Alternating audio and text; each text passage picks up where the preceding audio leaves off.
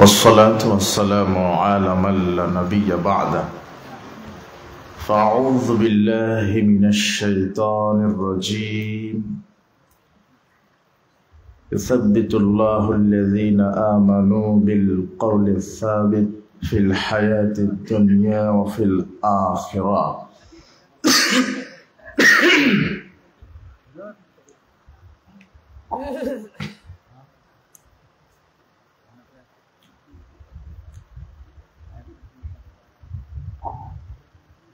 عن أبي هريرة قال قال رسول الله صلى الله عليه وسلم أكثروا من ذكر هضم لذة الموت رواه ابن ماجه بسند صحيح.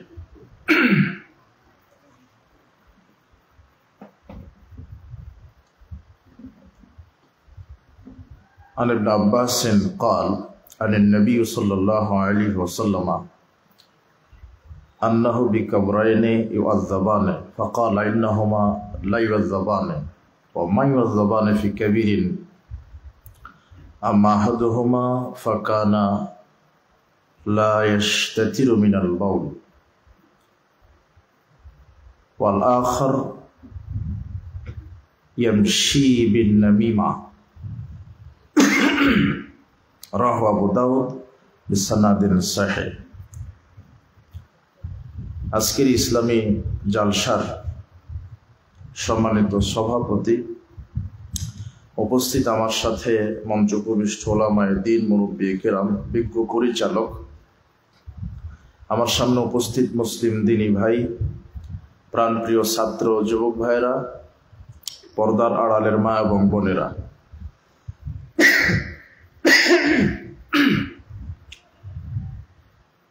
আমরা সর্বপ্রথম সে আল্লাহ সুবহানাহু ওয়া তাআলার শুকরিয়া আদায় করছি যে আল্লাহ সুবহানাহু ওয়া তাআলা আমাদেরকে সুস্থ রেখে এমন একটি মর্যাদামণ্ডিত বরকতপূর্ণ জায়গায় আসার, বসার, কোরআন এবং সহিহ হাদিস থেকে আমাদেরকে আলোচনা করার এবং আলোচনা শ্রবণ করার যে মহান আল্লাহ সুবহানাহু ওয়া তাআলা আমাদেরকে তৌফিক দিয়েছেন, সেই মহান মনিবের দরবারে আমরা লাখো কোটি শুকরিয়া আদায় করছি। আমরা সকলেই বলছি আলহামদুলিল্লাহ।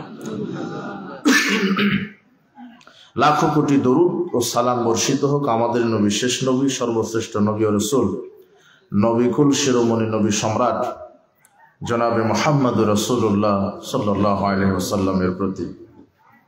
আমরা আজকে এই ইসলামী জালসায় যে বিষয়টি নিয়ে আলোচনা করব তা হচ্ছে কবরের জীবন। কবরের জীবন সম্পর্কে আমরা কোরআন এবং সহিহ হাদিস থেকে আলোচনা করার চেষ্টা করব ইনশাআল্লাহ।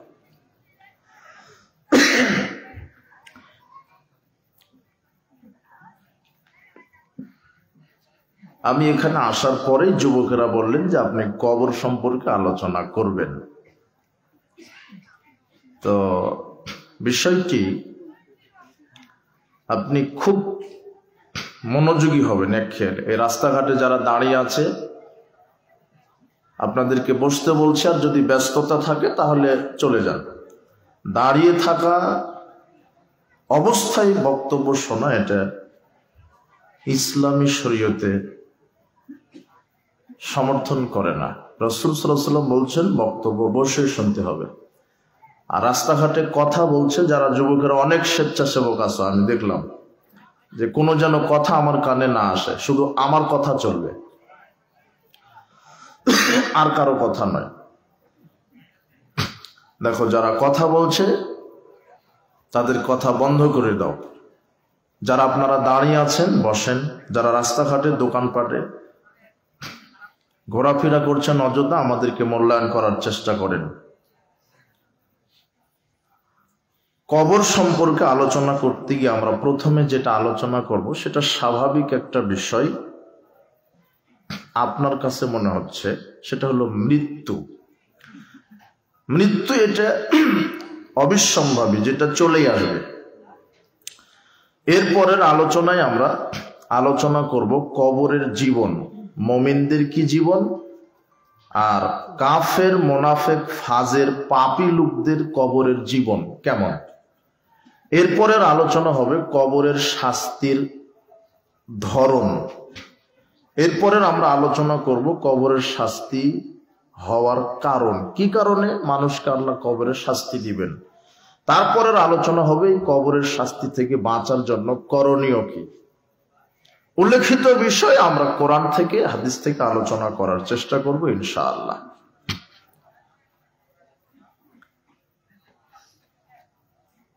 মানুষকে আল্লাহ সুবহানাহু ওয়া তাআলা প্রথমে মৃত্যু অবস্থায় সৃষ্টি করেছিলেন।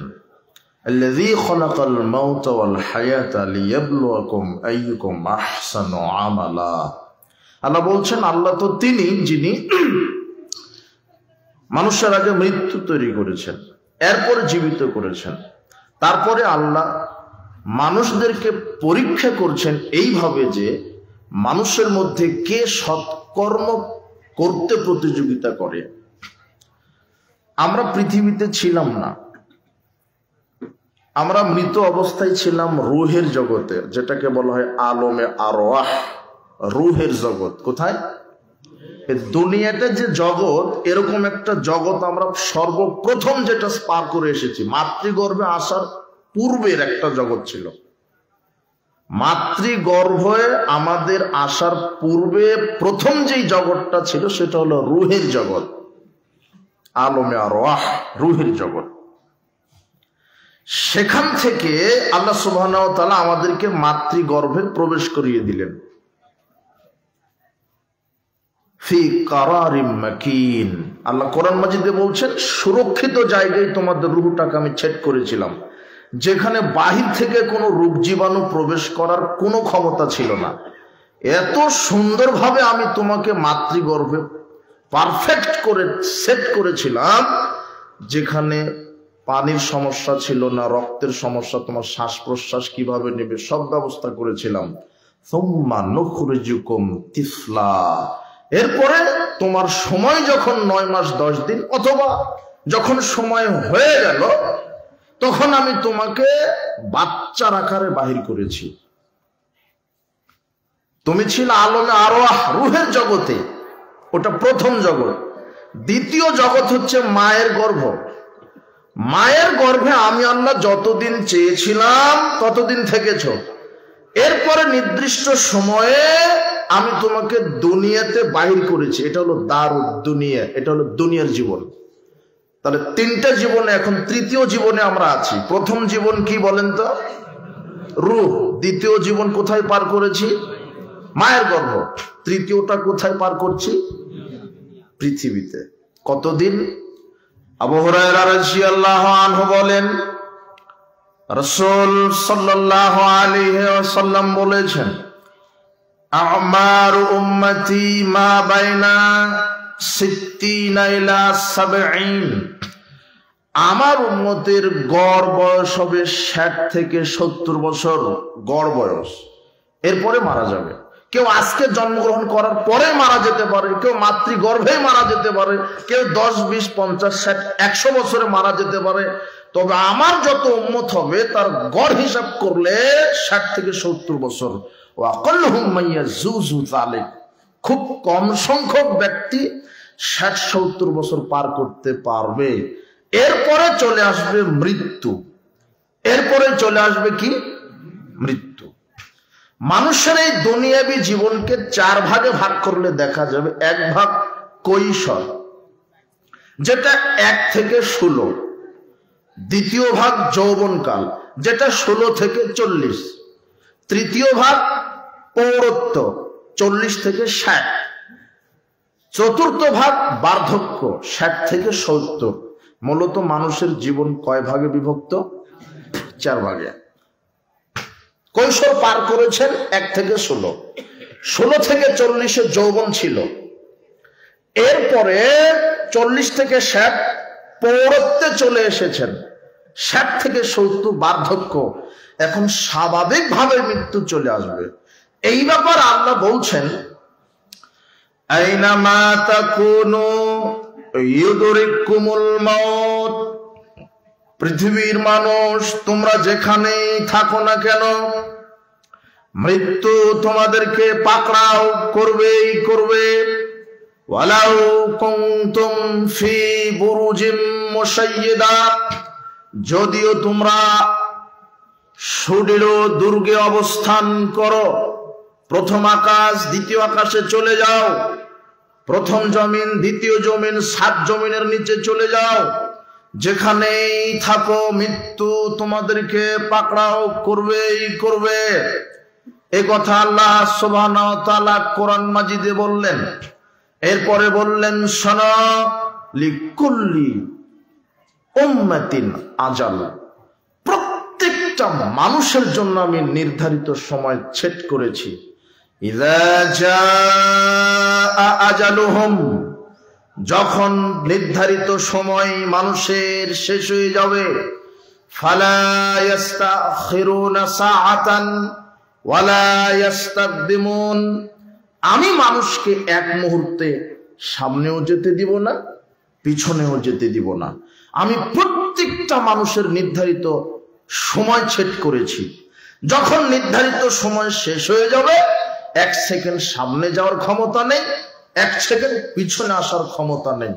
একটা এক্সপায়ার ডেট আল্লাহ লিখে দিয়েছেন। যখন আপনার মাতৃগর্ভে বয়স 43 4 মাস, যখন আপনার রুহের বয়সটা মাতৃগর্ভে কয় মাস? 4 মাস, তখন আল্লাহ ফেরেশতাকে বললেন, আজাল, তার কর্ম লেখো, তার আয়ুষ লেখো, তার আমাল কর্ম লেখো, তার ভালো মন্দ লেখো, কি করবে, জান্নাত জাহান্নাম লিখে দাও। 4টা লেখা আছে, তার মধ্যে আজাল আয়ুষ্কাল লেখা আছে।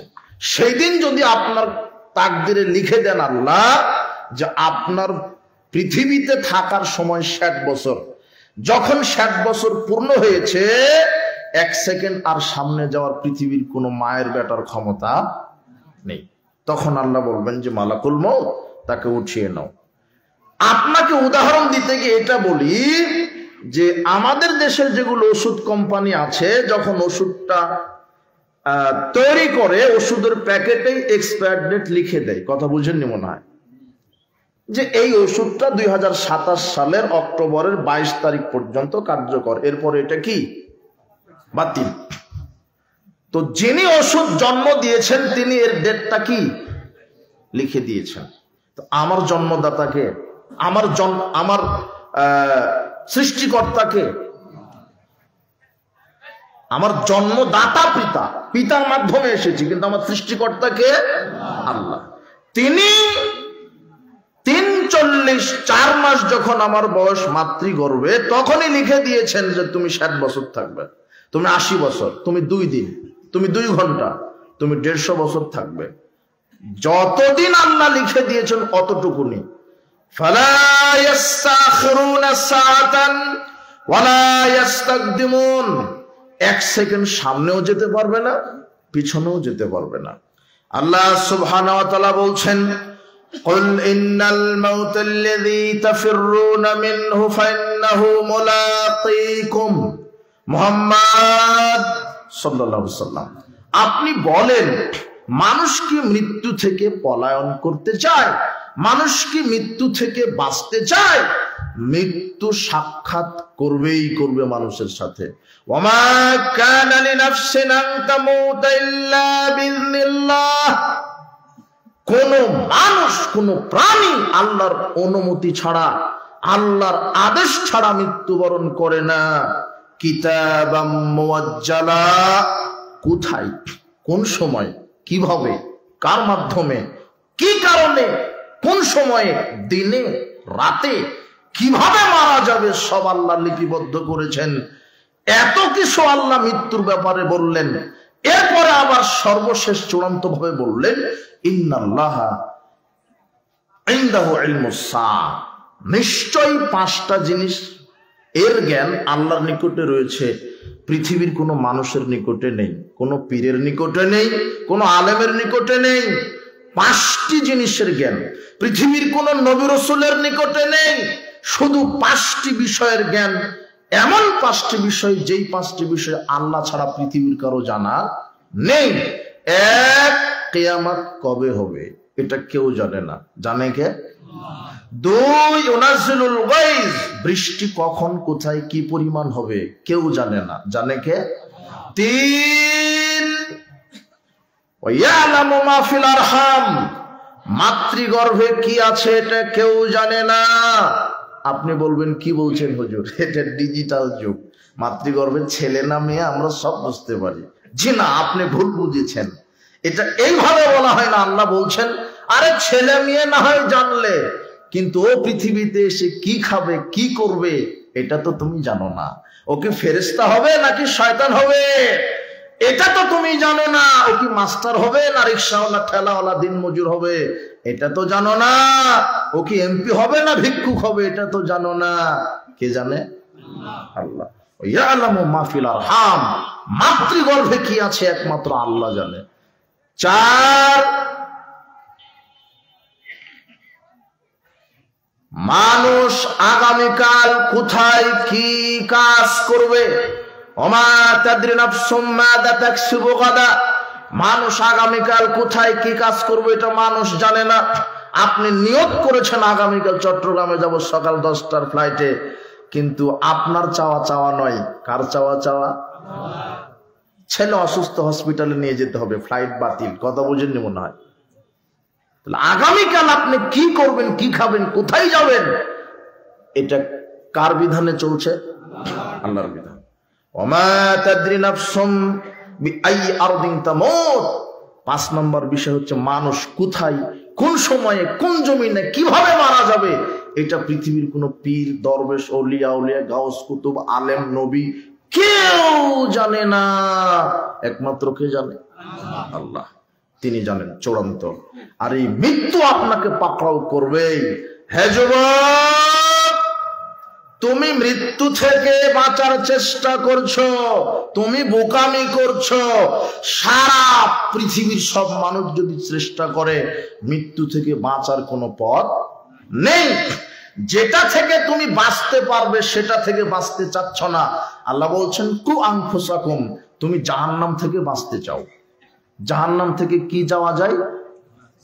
জাহান্নাম থেকে বাঁচতে চাওয়া যায়, জাহান্নাম থেকে বেঁচে থাকতে চাওয়া যায়, কবরের শাস্তি থেকে বাঁচা যায়, জাহান্নাম থেকে বাঁচা যায়। কিন্তু মানুষ জাহান্নাম থেকে বাঁচতে চায় না, কবরের শাস্তি থেকে বাঁচতে চায় না। যার কারণে সমাজে সুদ, ঘুষ, জুয়া, দুর্নীতি, বেনামাজি, আপনার জেনা, ব্যভিচার, মাদকতা চালু আছে। অথচ ইচ্ছা করলে সে কবরের শাস্তি থেকে নিজেকে কি করে নিতে পারে? সে ইচ্ছা করলে নিজেকে জাহান্নাম থেকে কি করে নিতে পারে? কিন্তু ইচ্ছা করলে আপনি মৃত্যু থেকে নিজেকে বাঁচাতে, যেটা পারেন না সেটা থেকেই বাঁচতে চান, আর যেটা পারেন সেটার কোনো খবর আপনার কাছে নেই। তুমি সাবধান, আপনি সাবধান হন, মৃত্যু হবেই। আপনি তো সাধারণ মানুষ। আল্লাহ জিবরিলকে বলছেন, জিবরিল, পৃথিবীর যে সবচেয়ে ভদ্র, নম্র, শ্রেষ্ঠ মানুষ তার কাছে যাও।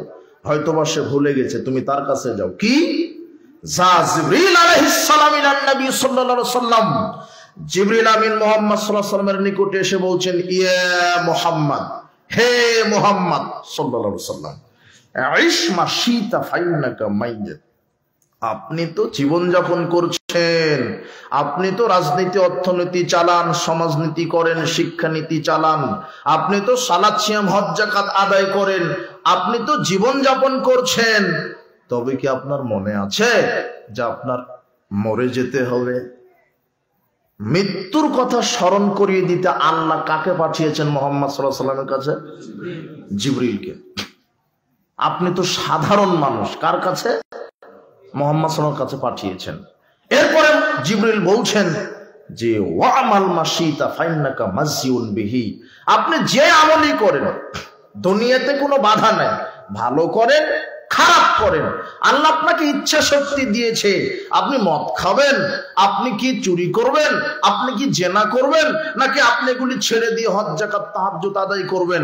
আপনি ভালো করতে পারেন, ক্ষমতা, ইচ্ছা শক্তি আপনার। আপনি খারাপও করতে পারেন, ইচ্ছা শক্তি আপনার। তবে আল্লাহ বলে দিয়েছেন আপনি যেই কর্মই করেন আল্লাহ সেই কর্মের হিসাব নেবেন। এই কথা কাকে বলছেন? জিবরিল মুহাম্মদ সাল্লাল্লাহু আলাইহি ওয়াসাল্লামকে। এরপরে দেখেন বাক্য, দেখেন ওয়াহবিব মান আহবাবতা ফাইন্নাকা মাফারিকুহু।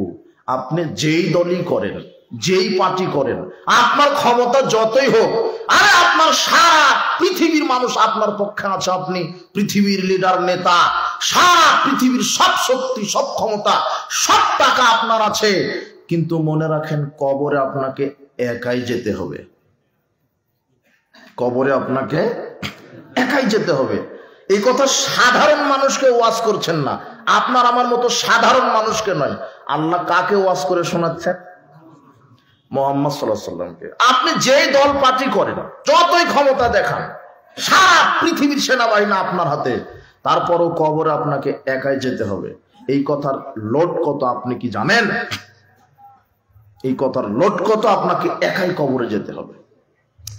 এরপরে দুটা বাক্য বললেন, শারাফুল মুমিন কিয়ামুল লাইল, মুহাম্মদ সাল্লাল্লাহু আলাইহি ওয়াসাল্লাম।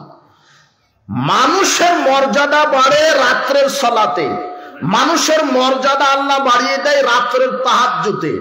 সারা পৃথিবীর মানুষ কিছু চাইতে গেলে মানুষের কাছে তার কাছে যেতে হয়, কিন্তু শেষ রাত্রে যখন মানুষ তাহাজ্জুদে দাঁড়িয়ে বলে আল্লাহ মাগফিরলি ওয়ারহামনি ওয়াজবুরনি ওয়াহদিনি ওয়াআফিনি ওয়ারযুকনি, আল্লাহ আমাকে ক্ষমা করো, আমাকে সুস্থতা দান করো, আমাকে হেদায়েত দান করো, আমাকে রিজিক দান করো, তখন আল্লাহর কাছে আপনার যেতে হয় না, আল্লাহ সপ্তম আকাশ থেকে নেমে আপনার কাছে চলে আসেন। এটা মর্যাদা বাড়িয়ে দেন আল্লাহ। ইউনাদি মুনাদিম মিনাস সামা, আকাশ থেকে আল্লাহ বলেন, প্রথম আকাশ থেকে, মায়ুদিনি ফাস্তাজিব লাহু, কে আমাকে ডাকছে, আমি আজকে সাড়া দেওয়ার জন্য এসেছি। মায়াসআলুনি ফাউতিয়াহু, কে আমার কাছে কিছু চায়, রুজি, সুস্থতা, হেদায়েত, বরকত, রিজিক, আমার কাছে কি চাই আমি দেওয়ার জন্য এসেছি। পৃথিবীর আমার বান্দা বান্দি, আমার কাছে তোমাদের আসতে হবে না, তোমাদের দায়িত্ব শুধু আমাকে বলো, আমি দেওয়ার জন্য আমি রেডি আছি, আমি চলে আসব। কে আমার কাছে ক্ষমা চায়, আমি ক্ষমা করে দিব।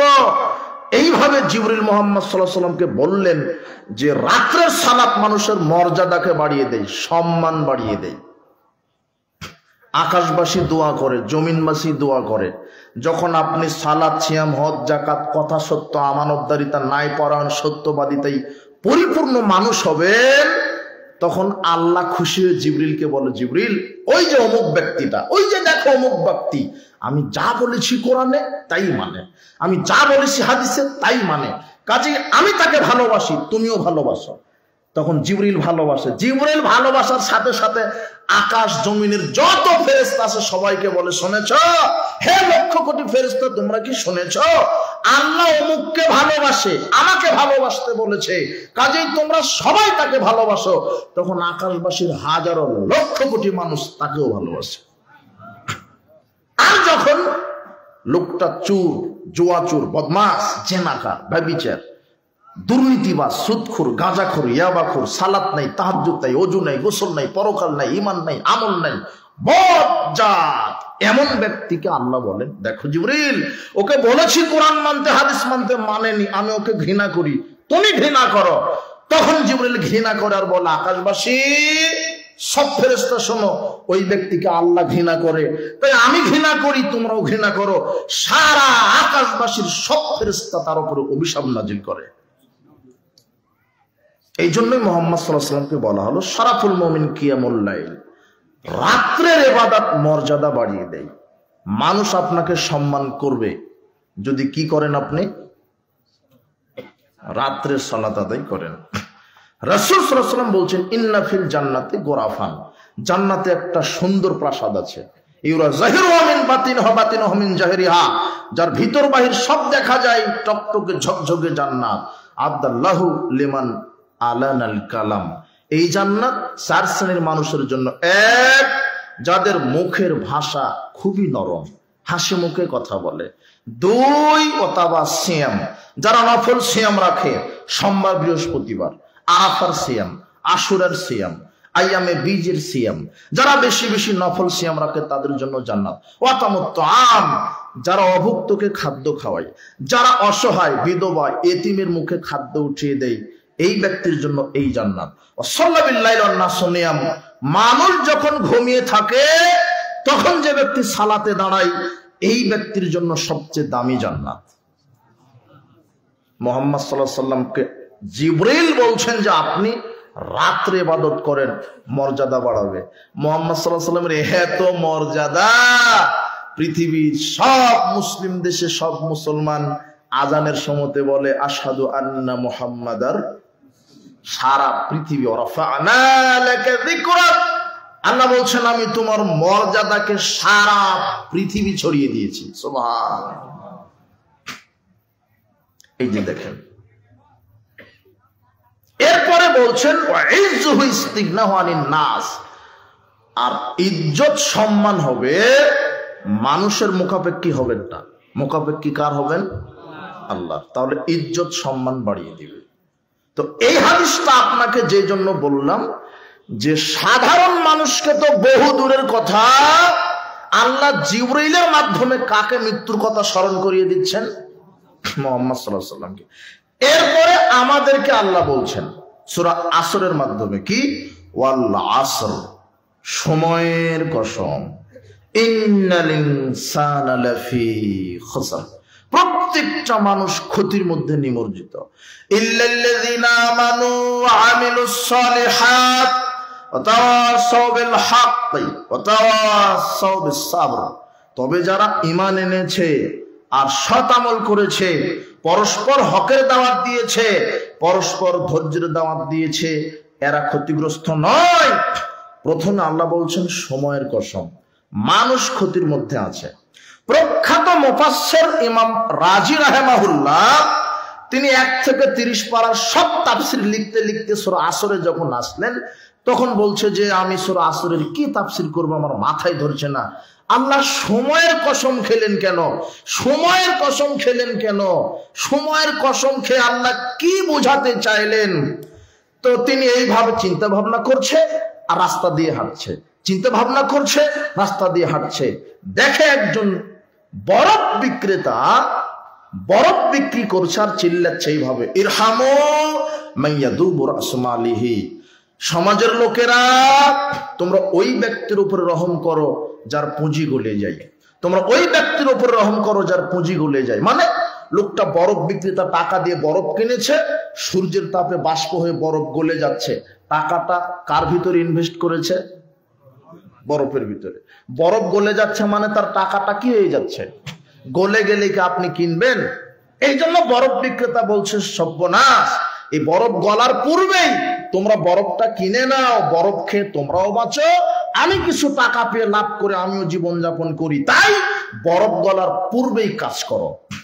তখন ইমাম রাজি রাহিমাহুল্লাহ বলছেন, হ্যাঁ হ্যাঁ হ্যাঁ, আমি সূরা আসরের ব্যাখ্যা পেয়ে গেছি। আল্লাহ সময়ের কসম খেয়ে বলছেন মানুষ ক্ষতিগ্রস্ত, মানে প্রত্যেকটা মানুষের ভিতরে আল্লাহ একটা সময় দিয়েছেন যার নাম হলো হায়াত। কি হায়াত? বরফ যেমন গলে যাচ্ছে প্রতি সেকেন্ডে মিনিটে, মানুষের হায়াত কি হয়ে যাচ্ছে? মানুষ বলছে যে হায়াত বাড়ে, জি না, হায়াত বাড়ে না, কি হয়? ওই যে মাতৃগর্ভে 60 বছর নিয়ে এসেছেন, এখন যদি 30 বছর পার করেন তাহলে আর আছে কত বছর? একটা সেকেন্ড, একটা মিনিট, একটা দিন, একটা ঘন্টা, একটা দিন, সপ্তাহ, বছর যত চলে যাচ্ছে, 1 সেকেন্ড চলে যাচ্ছে, মানে হায়াত থেকে 1 সেকেন্ড কি সময় গলে যাচ্ছে।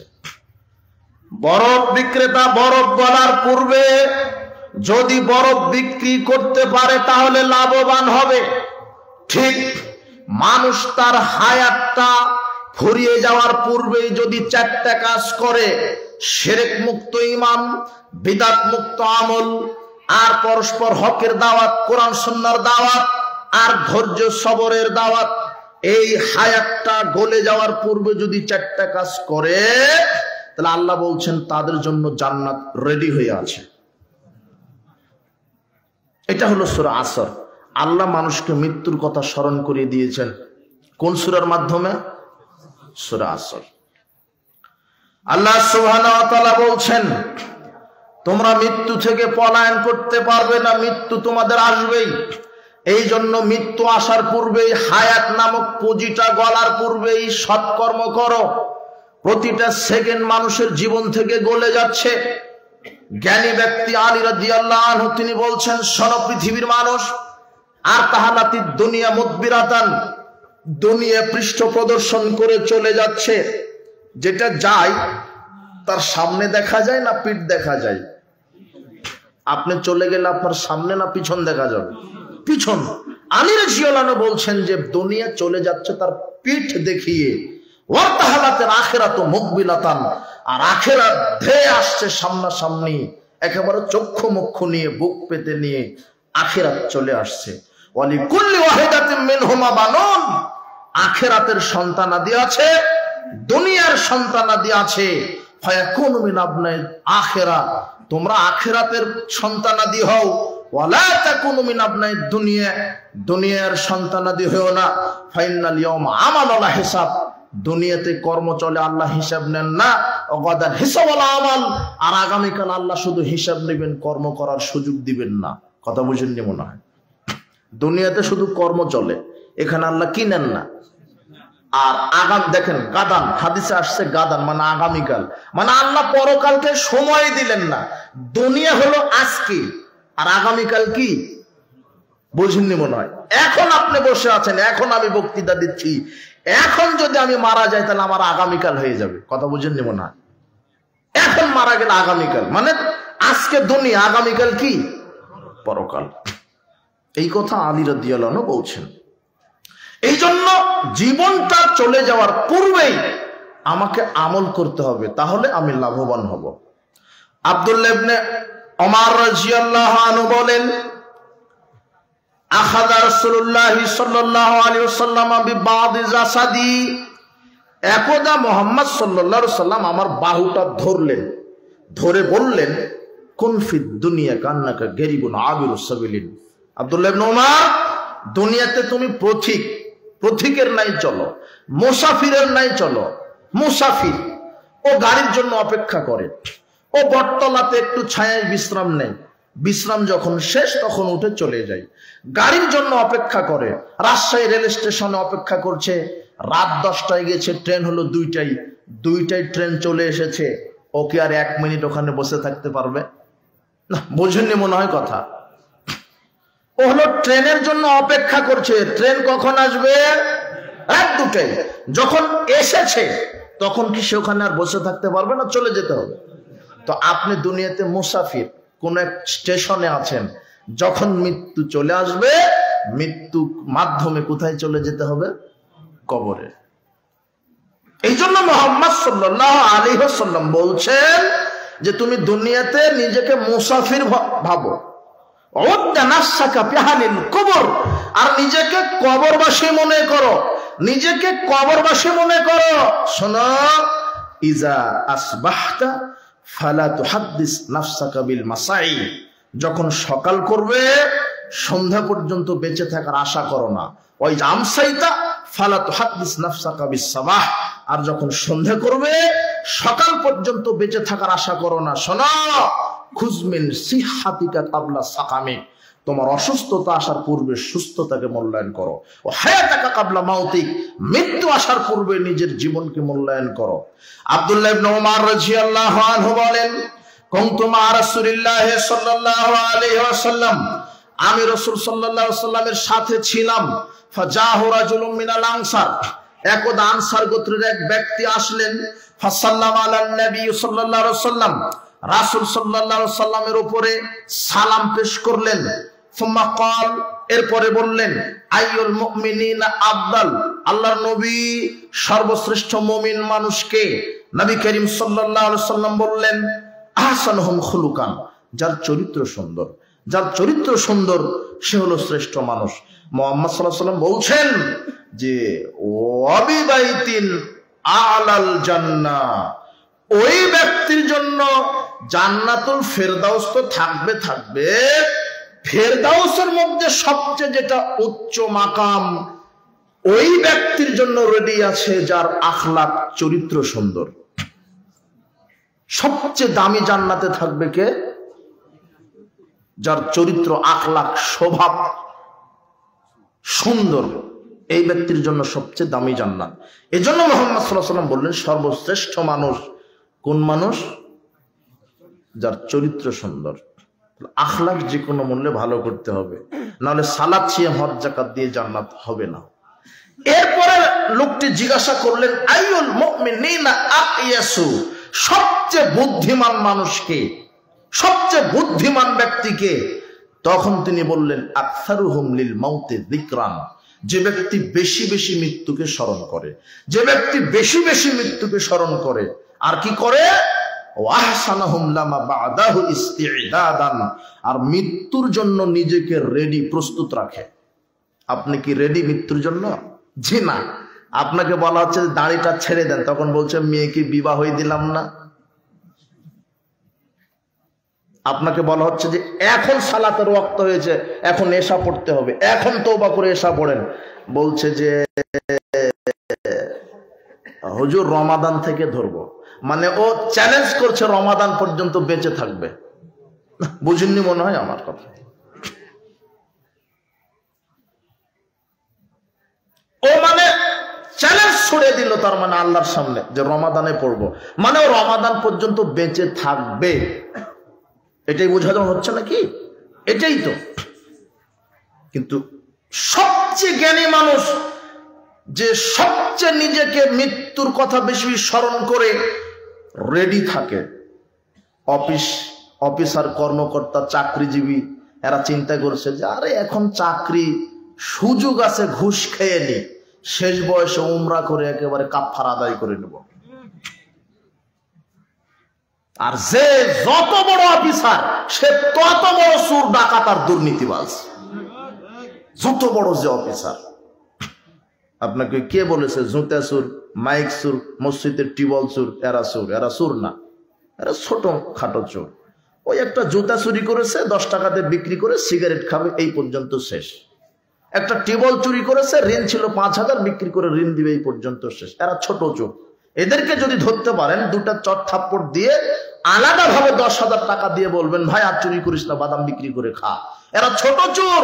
কিন্তু বড় চোর বসে পাসপোর্ট অফিসে, ভিসা অফিসে, আপনার সচিবালয়ে, এই সরকারি চেয়ারে বসে জনগণের সার্ভিসের নামে দাগা দাগা দুর্নীতিবাজগুলি বসে বসে এরা দেশের সম্পদকে ফতুর করে দিচ্ছে।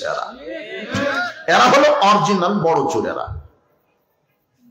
আপনি ভূমি অফিসে যাবেন, 1 শতক জমি রেজিস্ট্রি হবে, 5 বছর ঘুরাচ্ছে শয়তান। তোমার দাদা আর তোমার চাচা 1 শতক জমি নিয়ে দ্বন্দ্ব, 50 বছর ধরে কেস চলে, তবে 1 শতক জমিনের সমাধান দিতে পারে না। তোমার নেতা, তোমার উকিল কত অযোগ্য। তুমি বাংলাদেশে দেখছো যে ওই যে সেনাবাহিনী, নৌবাহিনী এইভাবে ছেলুট মারে, হারামখুর। মরে দেখো না ফেরেশতারা কি দিয়ে মারে। তুমি খালি মরো। সব সময় রেডি থাকবেন কিসের জন্য? মৃত্যুর জন্য। সব সময় রেডি, সব সময় রেডি। সালাত, সিয়াম, হজ। আর এই জিহুবা কখনো জিকির বাদ দিবেন না। জিহুবা আল্লাহ দিয়েছেন শুধু জিকির করার জন্য। মুহাম্মদ সাল্লাল্লাহু আলাইহি ওয়াসাল্লাম জিজ্ঞাসা করা হলো, আলিমনা আইয়ুল মালে খায়রুন ফানাত্তাখিদাহু। আহা ইয়া রাসূলুল্লাহ, আমরা যদি জানতাম শ্রেষ্ঠ সম্পদ কি, জমা করে রাখতাম, খরচ করতাম না, জমা করে রাখতাম, কাউকে দিতাম না।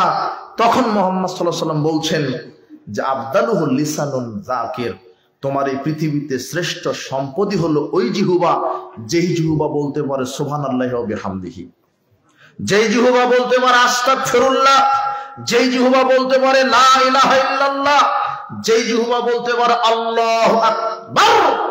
একবার আল্লাহু আকবার বললে উহুদ পাহাড় সমান নেকি, একবার সুবহানাল্লাহ বললে উহুদ পাহাড় সমান নেকি। আর সুবহানাল্লাহি ওয়া বিহামদিহি একবার বললে তামলানে মা বাইনাস সামাওয়াতি ওয়াল আরদ, 7 আকাশ 7 জমিনের মাঝের যতটুক জায়গা আছে সব আল্লাহর নেকিতে পরিপূর্ণ করে দিবেন। এই জিহ্বা দিয়ে আল্লাহ সৃষ্টি করেছেন, জিকির করবেন সুবহানাল্লাহ, আলহামদুলিল্লাহ, লা ইলাহা ইল্লাল্লাহ, সুবহানাল্লাহ, আলহামদুলিল্লাহ, লা ইলাহা ইল্লাল্লাহ, আল্লাহু আকবার, সুবহানাল্লাহি ওয়া বিহামদিহি, সুবহানাল্লাহিল আযীম, সুবহানাল্লাহি ওয়া বিহামদিহি, সুবহানাল্লাহিল আযীম। বলছিলাম উপস্থিত বৈঠকের মুসলিম দিনী ভাই বোন, সবচেয়ে জ্ঞানী মানুষ যে বিসিএস ক্যাডার, সচিব, আর্মি, র্যাব, পুলিশ, মাওলানা, মুহাদ্দিস, এরা সবচেয়ে জ্ঞানী নয়। সবচেয়ে জ্ঞানী মানুষ যে নিজেকে বেশি বেশি মৃত্যুর জন্য প্রস্তুতি নিয়ে রাখে। বুঝেননি মনে হয় আমার কথা? আপনি বড় মাওলানা হয়ে কি করবেন যদি আমলই না থাকে? আমি ওটা সামনে নিয়ে আসছি। মাওলানা সাহেব কত বিপদে, একটু আমি আপনার ধৈর্য কামনা করছি, একটু বসে থাকেন। মাওলানা সাহেব কত বড় বিপদে। আমল যদি না থাকে, সার্টিফিকেট, বংশ, ক্ষমতা আর মাওলানা দিয়ে কাজ হবে না। এই জন্য মুহাম্মদ সাল্লাল্লাহু আলাইহি ওয়াসাল্লাম বলছেন, সবচেয়ে জ্ঞানী মানুষ যে বেশি বেশি মৃত্যুকে স্মরণ করে আর মৃত্যুর জন্য রেডি থাকে। আনাস রাদিয়াল্লাহু আনহু বলেন, নবী করিম সাল্লাল্লাহু আলাইহি ওয়াসাল্লাম বলেছেন, ইয়াতবাউল মাইয়িতা সালাসাতুন, মানুষ যখন মারা যায় কবরে তার সাথে তিনটা সম্পদ যায়। ফায়ারদুসনানে, দুইটা ফিরে আসে। ওয়ায়াফকা মা ওয়াহিদ, একটা তার সাথে থেকে যায়। ফায়াতবাহু মালু আমালুহু ওয়া আহলুহু, তার সাথে যায় তার খাটিয়ে, খাটিয়ে না কি বলেন আপনারা, খাটিয়ে তার সাথে যায় এলাকার লোক, পরিবারের লোক, আর তার সাথে যায় তার 60-70-90 বছরের আমল। আমল ভালো হতে পারে, আমল খারাপ হতে পারে। যেটাই করেছেন সেটা আপনার সাথে সাথে যাবে কোথায়? কবরে। কোথায় যাবে? কবরে। তিনটা জিনিস যায়, খাটিয়ে, এলাকার লোক, আমল। খাটিয়ে ফিরে আসে আপনার প্রাণের ভাই, প্রাণের পিতা, স্ত্রী ফিরে চলে আসে। থেকে যায় কি? আমল। থেকে যায় আমল। আল্লাহ সুবহানাহু ওয়া তাআলা বলছেন, ইসাব্বিতুল্লাহু আল্লাযিনা আমানু বিল কাওলিস সাবিত ফিল হায়াতিদ দুনিয়া ওয়া ফিল আখিরাহ। আল্লাহ বলছেন, যারা প্রতিষ্ঠিত বাণীর উপরে কায়েম থাকবে, যারা আমার প্রতিষ্ঠিত বাণীর উপরে কায়েম থাকবে। প্রতিষ্ঠিত বাণী কি? লা ইলাহা ইল্লাল্লাহ। প্রতিষ্ঠিত বাণী কি? লা ইলাহা ইল্লাল্লাহ। এর মানে কি বুঝেন? আল্লাহ ছাড়া কোনো মাবুদ নেই, এটা নয়। এর মানে হচ্ছে আল্লাহ ছাড়া সত্য কোনো মাবুদ নেই, কোনো আইনদাতা নেই, কোনো বিধানদাতা নেই, কোনো রাজ্জাক নাই, কোনো সুপারিশের ক্ষমতা ধর নাই, কোনো মালিক নাই, কোনো সৃষ্টিকর্তা নাই, কোনো জীবনদাতা নাই, কোনো বিধানদাতা নাই, কোনো ইবাদত পাওয়ার কোনো মালিক নাই, কোনো সেজদা পাওয়ার কোনো মালিক নাই, কোনো ক্ষমাকারী নাই, কোনো সন্তানদাতা নাই, কোনো রুজিদাতা নাই, কোনো বিধানদাতা নাই, ইল্লাল্লাহ, একমাত্র কে ছাড়া? এর উপরে যারা কায়েম থাকবে। কিন্তু যারা সালাত আদায় করছে মসজিদে আল্লাহু আকবার বলে আর রাজনীতি করছে মানুষের তৈরি করা মতবাদে, এদের সেলুট যে কত প্রকার হবে, আল্লাহ এদেরকে হেদায়েত দান করো। আমি আজকে এই বক্তব্য দিলাম না রাজনীতির বক্তব্য, আমাকে বিষয় দেয়া হয়েছে কবরের, আপনাকে একটু কবরের জীবনটা শোনানোর চেষ্টা করছে। আল্লাহ তুমি কবুল করো। একটু আমরা বলছেন যে যারা প্রতিষ্ঠিত বাণীর উপরে কায়েম থাকে, কায়েম থাকলে কি হবে? এখানে আর একটা তথ্য আপনাকে দিয়ে যাই। আপনি যে বুদ্ধির পর থেকে এই পর্যন্ত বলছেন আস্তাগফিরুল্লাহিল্লাযী লা ইলাহা ইল্লা হুয়াল হাইয়ুল কাইয়্যুম ওয়া আতুবু ইলাইহি, আল্লাহ আমি তোমার কাছে ক্ষমা চাই, তুমি হলো সেই আল্লাহ যিনি হাইয়ুল কাইয়্যুম, চিরঞ্জীব, চিরবিদ্যমান, তোমার কাছে ফিরে যেতে চাই। আল্লাহ আমি তওবা করছি, পাপ ক্ষমা করো। আপনি কি নিশ্চিত যে আপনার পাপ ক্ষমা হয়েছে? কিন্তু পৃথিবীর প্রত্যেকটা মানুষ এই পৃথিবীতেই নিশ্চিত হবে যে তার পাপ ক্ষমা হয়েছে কি হয়নি, এটা নিশ্চিত হবে। কিন্তু কেউ এই অভিজ্ঞতা কাউকে শেয়ার করার সুযোগ পাবে না। এক মিনিট বুঝেন, আপনিও বুঝতে পারবেন যে আপনার ইবাদত, আপনার তওবা কবুল হয়েছে কি হয়নি। পৃথিবীর সব মানুষ বুঝতে পারবে যে আমার ইবাদত কবুল হয়েছে, আমার তওবা কবুল হয়েছে নাকি হয়নি। কোন সময়? দেখেন আল্লাহ বলছেন সূরা হামিম সাজদা 30-31 আয়াত, ইন্নাল্লাযীনা ক্বালু রাব্বুনাল্লাহ, নিশ্চয়ই যারা বলে আমাদের প্রতিপালক আল্লাহ, সুম্মাস্তাকামু, এরপরে তার বিধানের উপরে অটল থাকে, তাতানাজ্জালু আলাইহিমুল মালাইকা, আল্লাহ কাতারে কাতারে তার জন্য ফেরেশতা প্রেরণ করেন মৃত্যুর সময়। কোন সময়? মৃত্যুর সময়।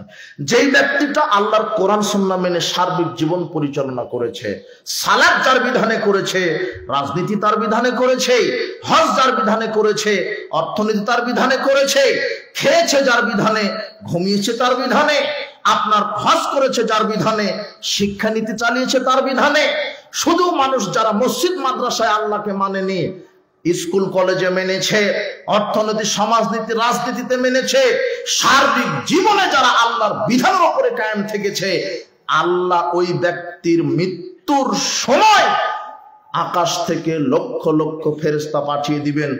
তারা এসেই একেবারে টাটকা জীবিত মানুষকে বলবেন, আবশির বিল্লাযী, তুমি সুসংবাদ গ্রহণ করো। কিসের? জান্নাতের। আল্লাতী কুনতুম তুআদুন, আপনি জীবিত থাকা অবস্থায় আপনাকে কে সুসংবাদ দিচ্ছে জান্নাতের? আপনি কিন্তু মরেননি, জীবিত, কিন্তু কাউকে বলতে পারছেন না, সেই ক্ষমতা আপনার কি নাই। যখন আপনি বলবেন যে আল্লাহর পক্ষ থেকে ফেরেশতা এসে আমাকে সুসংবাদ দিচ্ছে, তখন আপনি মনে করে নেবেন আমার সালাত, সিয়াম, তওবা সব কি হয়েছে? কবুল হয়েছে। আবার সূরা আনামের মধ্যে বলছেন যে এক শ্রেণীর মুমূর্ষ ব্যক্তির নিকটে ফেরেশতা আসে কাতারে কাতারে, তারা এসেই তার গালে তার পিঠরে চড়াতে থাকে। কথা বুঝেননি মনে হয়? জীবিত আছেন আপনি, আপনাকে চড়াচ্ছে, আপনি ছটফট ছটফট করছেন কিন্তু বলতে পারছেন না, কিন্তু মার দিচ্ছে কে? মারা যাননি, মারা যাওয়ার পূর্বেই চট থাপ্পড়, তাহলে গেলে কি হবে? যখন দেখছেন যে ফেরেশতা আপনাকে চড়াচ্ছে, তখন বুঝতে হবে আপনার জীবনের সালাত, সিয়াম, হজ, যাকাত, তওবা কি হয়নি। দুনিয়াতেই বুঝতে পারবেন আপনি, দুনিয়াতেই, পরকালে নয়, দুনিয়াতে।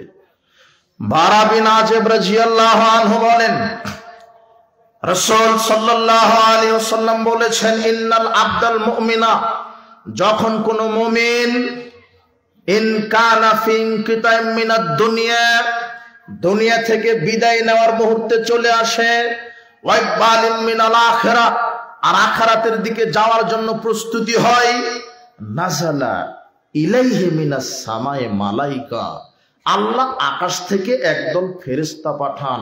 যদি সেই ব্যক্তি মুমিন হয়, ওই মুমিনের নিকটে একদল ফেরেশতা পাঠান, বিদুল উদু, একেবারে উজ্জ্বল চেহারার ফেরেশতা। উজ্জ্বল চেহারা কেমন? কাআন্না উজুহাহুমুশ শামস, সূর্যের মতো উজ্জ্বল, একেবারে সূর্যের মতো উজ্জ্বল একদল ফেরেশতা আসে। এসে কি করে? হাত্তা ইয়াজলিসু মিনহু মাদ্দাল বাসারে, তার চোখের দৃষ্টি যত দূর চলে গেছে তত দূর বসে থাকে। মাআহুম, তাদের সাথে থাকে কি? কাফানুম মিন কাফানিল জান্নাহ, আখানুল জান্নাহ, জান্নাতের কাফন থাকে। ফেরেশতাদের হাতে কিসের কাফন? মনে হয় বুঝেননি, খুব ব্রেনটা নিউট্রাল করেন। মারাই যাননি, দুনিয়াতেই জান্নাতের কাফন জীবিত থাকতেই আল্লাহ পাঠিয়ে দিয়েছেন, যদি আপনি মুমিন হন। মারা যাননি, দুনিয়াতেই আছেন। ফেরেশতারা আপনার আত্মাটাকে রিসিভ করার জন্য ও হানুতুম মিন হানুতিল জান্নাহ, জান্নাতের সুগন্ধি থেকে কিছু সুগন্ধি আর জান্নাতের কাফন থেকে কাফনের কাপড় নিয়ে আপনার চোখের দূর যত দূর তত দূর দাঁড়িয়ে আছে আপনার আত্মাটাকে কি করার জন্য? রিসিভ করবে। ইয়াজি ও মালাকুল মউত, এখন মালাকুল মউত চলে আসবে। হাত্তা ইয়াজলিসা ইনদা রাসিহি, এসে তার মাথার কাছে বসে। মালাকুল মউত মানুষের মাথার কাছে বসে। যদি লোকটা মুমিন হয়, তখন মালাকুল মউত বলবে,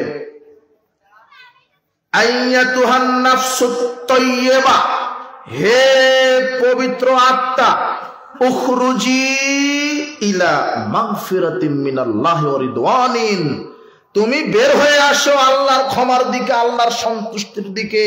তুমি ক্ষমা প্রাপ্ত হয়েছো, তুমি আল্লাহর সন্তোষ ভাজন হয়েছো, তুমি বের হয়ে আসো। যখন মালাকুল মউত বলে, মালাকুল মউতের হাত ঢুকাতে হয় না আত্মা নেওয়ার জন্য, শুধু বলে যে বের হয়ে আসো, তখন মুমিন ব্যক্তির আত্মাটা বের হয়। কিভাবে জানেন? রাসূল সাল্লাল্লাহু আলাইহি ওয়াসাল্লাম বলছেন, তাখরুজু তাসিলু কামা তাসিলুল কাতরাতু মিন ফিস সিকায়ে, গ্লাস কাট করলে গ্লাস থেকে যেমন পানি আপনা আপনি পড়ে যায়, মুমিন ব্যক্তির রূহটা আপনা আপনি মালাকুল মউতের হাতে চলে আসে। মানুষ বুঝতে পারে না, মুমিন ব্যক্তি বুঝতে পারে না। প্রতিপালক, তোমার কাছে দোয়া করি, রাত্রের অর্ধ সময় চলে যাচ্ছে, তোমার আর একটা হাদিস আছে, তুফতাহু আবওয়াবুস সামা'i নিসফাইল লাইল, অর্ধরাত্রে আকাশের দরজা খোলা হয় দোয়া কবুলের জন্য।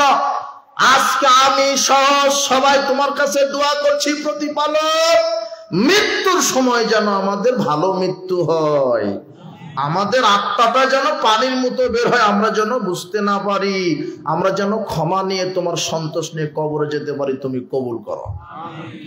মালাকুল মউত আত্মাটা নেওয়ার সাথে সাথে 1 সেকেন্ড দেরি করে না। ওই যে রিসিভার, বুঝেননি মনে হয় কথা, এই যে নাও নাও নাও তোমরা নাও, জান্নাত থেকে এসেছো তোমরা নাও। লক্ষ কোটি ফেরেশতা রুমালে পেঁচিয়ে নিয়ে, জান্নাতের কাফনে পেঁচিয়ে নিয়ে, সুগন্ধি দ্বারা ঘিরে নিয়ে প্রথম আসমানে চলে যায়। গিয়ে দরজায় ঠক ঠক ঠক ঠক, ভিতর থেকে বলে কে? আরে আমরা ফেরেশতা, অমুক যোগ্য সন্তানের রূহ নিয়ে এসেছি, তাড়াতাড়ি দরজা খোলো। সাথে সাথে দরজা খুলে দেওয়া হয়।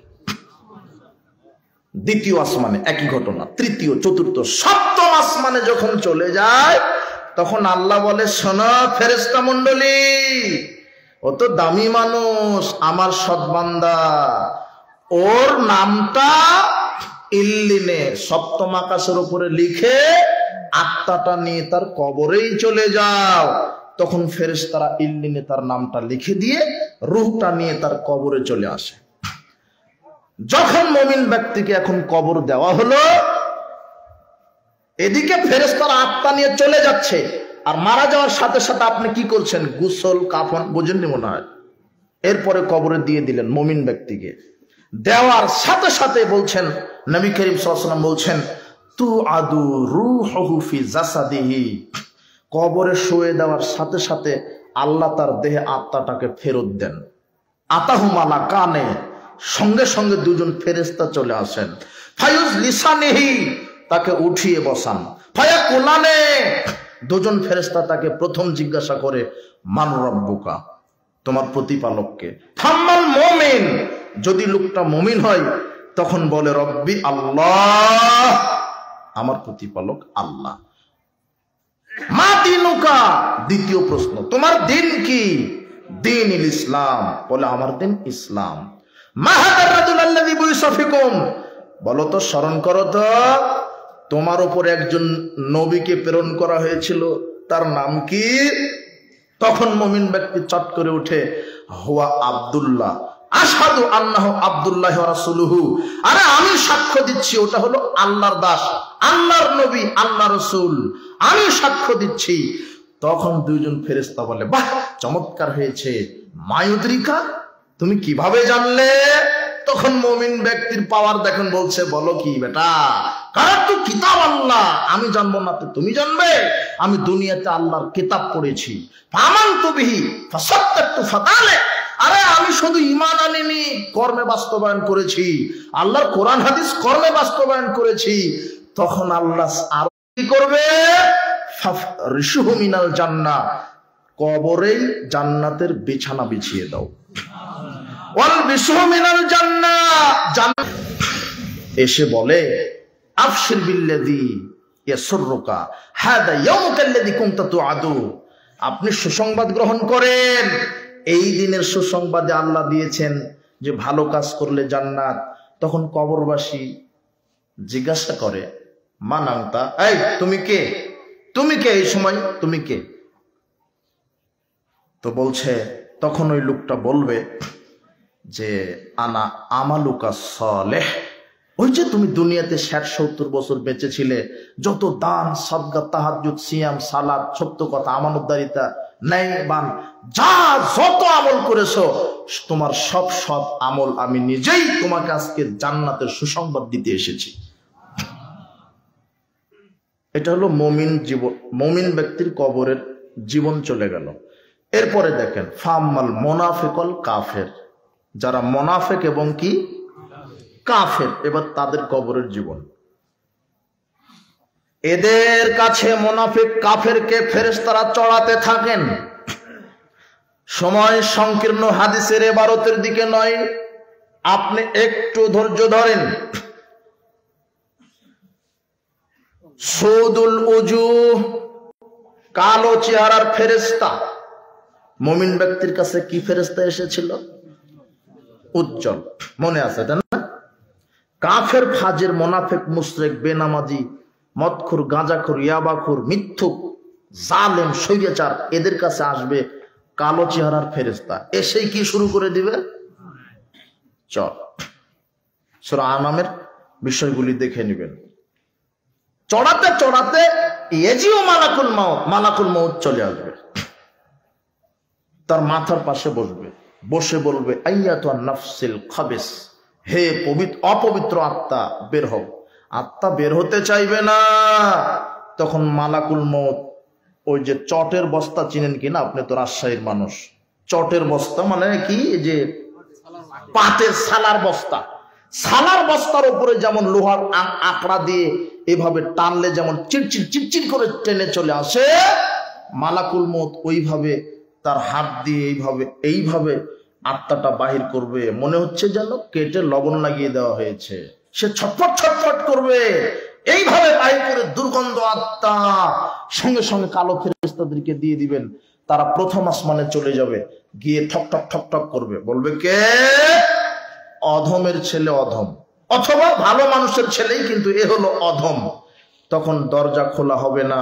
আল্লাহ বলবেন জি না, এই ব্যক্তির জন্য পারমিশন নেই, আমার এই বান্দার জন্য দরজা খোলা হবে না। 7 জমিনের নিচে সিজ্জিন নামক খাতা আছে, নামটা লিখে তার আত্মাটা কবরে তার দেহে ফেরত দাও। আল্লাহ বলবেন কেন? আমি তাকে মাটি থেকে তৈরি করেছি, মাটিতেই দিলাম, মাটি থেকে উদ্ধৃত করব। তখন সিজ্জিনে লিখা হবে, লিখার পরে আত্মাটা দেহে দেওয়া হবে। দেহে দেওয়ার সাথে সাথে আতাহু মালাকান, কয়জন ফেরেশতা? 2 জন। ফাইজলি সানিহি, ওইভাবে আর ইবারত না করি, ওইভাবে তাকে উঠিয়ে বসানো হবে। বলা হবে তোমার রব কে? বলবে হা হা লা আদরি, হায় হায় আমি তো জানি না। বলা হবে তোমার দিন কি? হা হা লা আদরি, হায় হায় আমি তো জানি না। বলা হবে মান নবিয়ুকা, তোমার নবীকে? বলা হবে হা হা লা আদরি, আমি তো জানি না। তখন আল্লাহ আরশ থেকে বলবেন আন কাযাবা, বান্দা মিথ্যা বলছে। ও কত নবী রাসূলের দাওয়াত শুনেছে, কত আলেম ওলামা দিন রাত দাওয়াতি কাজ করেছে, আমার ইসলামকে তো মানেনি, বরং মসজিদ মাদ্রাসা ভেঙে দিয়েছে, প্রোগ্রামগুলি বন্ধ করেছে, ইসলামের বিরুদ্ধাচরণ করেছে, ইসলামের সাথে শত্রুতা করেছে, আমার দিন ইসলামের সাথে শত্রুতা করেছে। ফেরেশতা মণ্ডলী, ও মিথ্যা বলছে, ওর কাছে দাওয়াত গেছিল, আলেম ওলামা বক্তব্য দিয়েছে, নবী রাসূল বক্তব্য দিয়েছে, কিন্তু ও নিজের জীবনে বাস্তবায়ন করেনি। কি করবে? ফাফরিশহু মিনান নার, কবরে তার জন্য আগুনের বিছানা বিছিয়ে দাও। ওয়াল বিসহু মিনান নার, জাহান্নামের আগুন দিয়ে তৈরি করা কাপড় পরিয়ে দাও। ওয়াফতাহু লাহু বাবান ইলান নার, জাহান্নামের দিকে একটা দরজা কেটে দাও। ইয়াতি হাররিহা ওয়া সামুমিহা, যাতে করে জাহান্নামের অগ্নিশিখা কবরে এসেই তাকে জ্বালিয়ে দিতে পারে, কবরে এসেই জ্বালিয়ে দিতে পারে। এরপরে কি করো? ইউযায়্যিকু আলাইহি কবরহু, তার কবরকে সংকীর্ণ করো। মুমিনের জায়গাতে এবারতে একটা কথা ছুটে গেছে, ফেরেশতারা এসে মুমিন ব্যক্তির ইফসাহুলাহু ফিয়া মাদ্দা বাসারিহি, তার কবরকে প্রশস্ত করে। কত প্রশস্ত? তার চোখের দৃষ্টি যত দূর যায় আল্লাহ তার কবরকে তত প্রশস্ত করে দেন।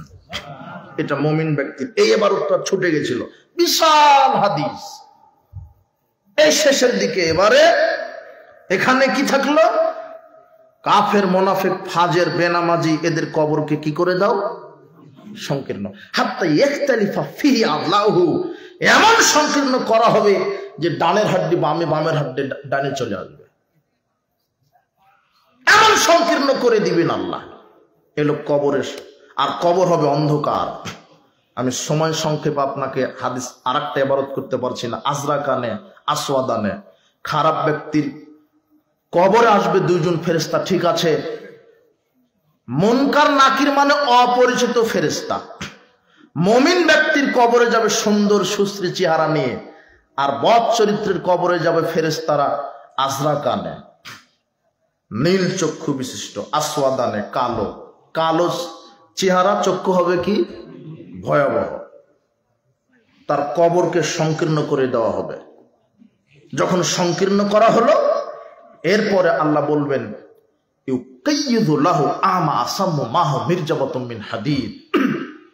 এখন আর মুনকার নাকির বা আযাবের ফেরেশতার কাজ শেষ। আলাদা একজন ফেরেশতা আল্লাহ নিয়োগ দিবেন বদমাশ কবরবাসীর বদ চরিত্রের কবরে আলাদা একজন ফেরেশতা, যেই ফেরেশতা কানে শুনে না, যেই ফেরেশতা চোখে দেখে না, যেই ফেরেশতা কানে শোনে না, যেই ফেরেশতা চোখে দেখে না, তার হাতে থাকবে হাতুড়ি। ইউদরা বুহু বিহা দারবাতান লাসারাত তুরাবান। এই হাতুড়ি দিয়ে কবরবাসীকে মারবে। এই হাতুড়ি দিয়ে যদি পাথরের উপরে আঘাত করা হতো, পাহাড় ধূলিকণায় পরিণত হতো। দারবাতান, চিৎকার করবে। ইয়াসমাহা মা বাইনা মাশরিক ওয়াল মাগরিব ইল্লা সাকালাইন। এত জোরে চিৎকার করবে, পূর্ব পশ্চিমের যত পশু প্রাণী জীবজন্তু সবাই তার আযাব শুনতে পাবে, মানুষ আর জিন ব্যতীত। মানুষ আর জিন ব্যতীত সবাই তার আযাব শুনতে পাবে। এত জোরে তাকে পিটানো হবে, এত জোরে তাকে মারা হবে। মারতে মারতে মারতে ইয়াতিহি রাজুলুন, তার কবরে একজন ব্যক্তি চলে আসবেন। কাবিহুল ওয়াজহি কাবিউস সিয়াব, একেবারে কুৎসিত চেহারার মানুষ এসে বলবেন আবশির বিল্লাযী শুকা, তুমি দুঃসংবাদ গ্রহণ করো। তখন বলবে মানাংতা, তুমি কে? আমাকে অকল্যাণের সংবাদ দিচ্ছ কেন, তুমি কে? তখন ওই লোকটা বলবে আনা আমালুকাল খবেস, আমি তোমার খারাপ আমল। ওই যে সুদ খেতে, ঘুষ খেতে, দুর্নীতি করতে, জেনা করতে, নামাজ পড়তে না, মানুষের হক হালাল নষ্ট করেছ, যা পাপ করেছো, আমি তোমার সব খারাপ আমল, আজকে আমি তোমাকে জাহান্নামের দুঃসংবাদ দিতে এসেছি। তো আপনি যেদিন মারা যাবেন সেদিন কয়টা জিনিস আপনার সাথে যাবে? তিনটে। তার দুটা ফিরে আসার, একটা থেকে যায়। সেটা আমল খারাপ হতে পারে, ভালো হতে পারে। আমল ভালো, কবর ভালো। আমল খারাপ, কবর খারাপ। আব্দুল্লাহ ইবনে আমর রাদিয়াল্লাহু আনহু বলেন, রাসূল সাল্লাল্লাহু আলাইহি ওয়াসাল্লাম বলেছেন, ইন্না আহাদাকুম ইযা মাতা, যখন তোমাদের কেউ মারা যাবে,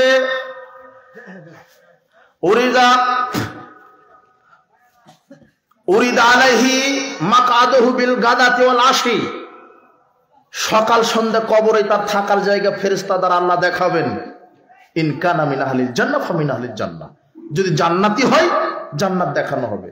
ইন কানা মিন আহলিন নার ফামিন আহলিন নার, যদি জাহান্নামী হয় জাহান্নাম দেখানো হবে। আর বলা হবে এটাই তোমার জায়গা, যেদিন আল্লাহ বিচার শেষ করবেন এই জায়গাতে তোমাকে রাখবেন। জান্নাত হলে জান্নাতি, জাহান্নামী হলে জান্নাতে। এটা সকাল সন্ধ্যা কবরবাসীকে পেশ করা হবে, সকাল সন্ধ্যা।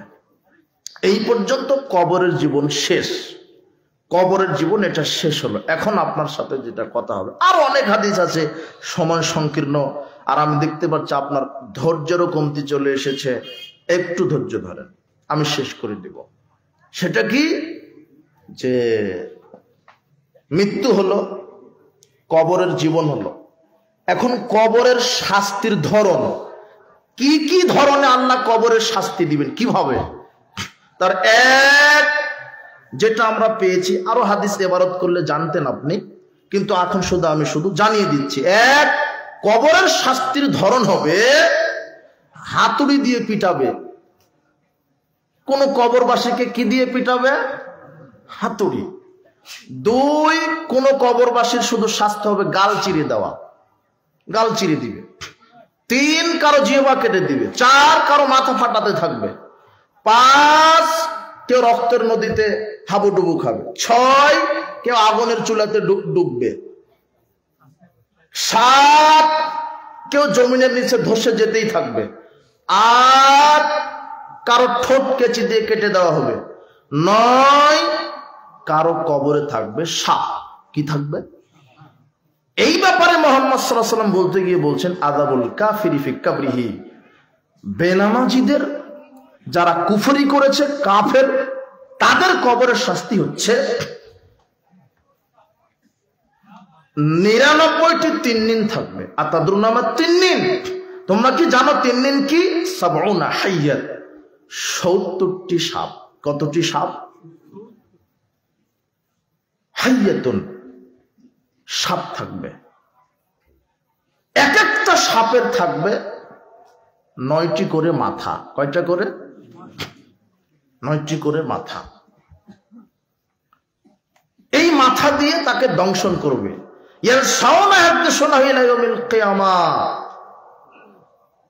কিয়ামত পর্যন্ত তাকে দংশন করতে থাকবে। এটা সাপ, কবরের শাস্তি। যাকে সাপ দংশন করবে এ হলো বেনামাজি। এ কি? বেনামাজি। আর আপনি ওই হাদিসটা জানা আছে, এখন সংক্ষেপে আপনাকে বলবো কি কি কারণে শাস্তিগুলি হচ্ছে। যার গালটা চিরে দেওয়া হচ্ছে এ হলো মিথ্যুক। এ কি? মিথ্যুক। এ মিথ্যে কথা বলতো। কিয়ামত পর্যন্ত মিথ্যুকের গালটা লোহার সাঁড়াশি দিয়ে চিরে দেওয়া হবে। আবার কিছু ফেরেশতার শাস্তি হচ্ছে কি? সাপ দংশন করছে। অপরাধ কি? সালাত আদায় করতো না। আবার আরেকটা দেখা যাচ্ছে যে কিছু ব্যক্তির মাথা ফাটিয়ে দেওয়া হচ্ছে। অপরাধ কি? ও হলো হাফেজ। কি? কোরআনের হাফেজ। 30 পারা কোরআনের হাফেজের কবরে মাথা ফাটানো হবে। হাদিস সহিহ বুখারীর 7047। এই হাফেজ সাহেব, আজকে রাতে ঘুমানোর পূর্বেই হাদিসটা পড়ে, বিশাল হাদিস, সময় না থাকার কারণে আপনাকে ইবারত করে আমি শোনাতে পারলাম না, দুঃখিত। হাফেজের মাথা ফাটানো হবে। কার? ইয়াখুজুল কোরআন।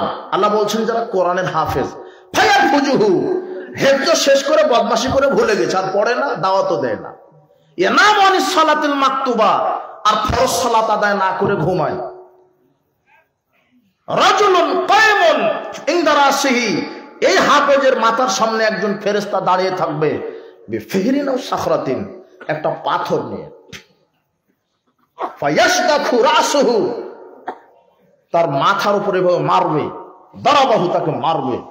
তাদাহাদাল হাজারু ফান্তালাকা ইলাইহি, মারার সাথে সাথে মাথা ফেটে চৌচির হবে, পাথর দূরে চলে যাবে। ফেরেশতা পাথর নিয়ে আসতে নিয়ে আসতে আবার মাথা যে আছে সেই, এইভাবে তার মাথা ফাটাতেই থাকবে। কোন দিন পর্যন্ত? যার ফাটানো হচ্ছে সে কি? হাফেজ। এটা 7047 নম্বর হাদিসের ইবারত। বুখারীর 1356 নম্বর 86 নম্বর হাদিসের আরেকটা ইবারত। এক ব্যক্তি শুয়ে থাকবে কবরে, মাথার পাশে থাকবে ফেরেশতা দাঁড়িয়ে, হাতে থাকবে পাথর, তাকে মারা হবে। মুহাম্মদ সাল্লাল্লাহু আলাইহি ওয়াসাল্লাম জিজ্ঞাসা করলেন এই ব্যক্তিটাকে যার মাথা ফাটানো হচ্ছে, তখন ফেরেশতা দ্বয় বললেন রাজুলুন আল্লামাহুল্লাহুল কোরআন, ও হলো আলেম মানুষ। কি? আলেম। আমাদের দেশে আলেম ফাজিল কামেল পাস নাই, এলমেট ডিপু নিয়ে বসে আছে, কিন্তু নিজে আমল করে না, দাওয়াতও দেয় না। বরং এক শ্রেণীর এই আলেম নামের জালেম আছে যে যারা ইসলামী কাজকর্ম করে এদেরকে সহ্য করতে পারে না। মুহাম্মদ সাল্লাল্লাহু আলাইহি ওয়াসাল্লাম বলছেন যে কার মাথা ফাটানো হচ্ছে? তো হচ্ছে আলেম। অপরাধ কি? যারা আলেম আছেন খুব লক্ষ্য করেন, অপরাধ কি? ফানামা আনহু বিল্লাইল, আলেম মানুষ রাতে ঘুমাতো, শুধু ঘুমায়। ওয়ালাম ইয়ামাল ফি বিন নাহারে, আর রাতে এলেম অনুযায়ী, দিনে এলেম অনুযায়ী আমল করতো না। আলেম যে ব্যক্তি, তার রাতে পড়াশোনা করতে হবে, 1। 2, এলেম অনুযায়ী কি করতে হবে? আমল করতে হবে। খুব সাবধান, এমনিতে আলেম নয়, এমনিতেই বক্তৃতা দিচ্ছেন, কোরআন হাদিস নাই, এমনিতে বলছে বাঘ ভাল্লুক। পীর সাহেব রুমালের উপর করে 7 সমুদ্র 13 নদী পার। শ্রোতা বলছে সুবহানাল্লাহ, বলছে যে কে কে জান্নাতে যাবে? এই যে গিলাপ ছেড়ে দিলাম, আমি মুরিদ করছি, কে কে জান্নাতে যাবে? হলো গল্প, কিচ্ছা কাহিনী। ওর মুখে বোমা মারলেও কোরআনের আয়াত বের হয় না, হাদিস বের হয় না, শুধু কিচ্ছা কাহিনী। হলো আলেম। এই আলেমের মাথা ফাটানো হবে। কথা বুঝেননি মনে হয়? যে কোরআন হাদিসের নামে মিথ্যা চালায়, যে শিরক বেদাতকে সমাজে পুষেছে, আশ্রয় দিয়েছে, এমন আলেমের মাথা ফাটানো হবে। আলেমই বড় বিপদে, আলেমই বড় বিপদে।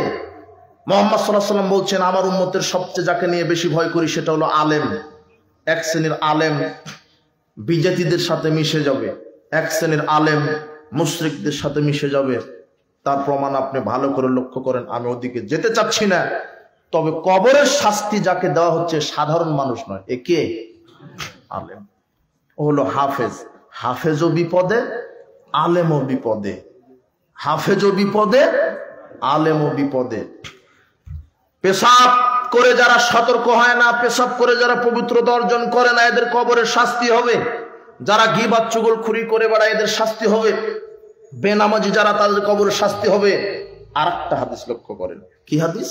মুহাম্মদ সাল্লাল্লাহু আলাইহি ওয়াসাল্লাম বলছেন, দুজন ফেরেশতা আমাকে বিশাল একটা পাহাড়ের কাছে নিয়ে গিয়ে বলছেন উঠেন। আমি বললাম যে না, আমি তো উঠতে পারবো না। দুজন ফেরেশতা আমাকে সহযোগিতা করে উঠিয়ে দিলেন।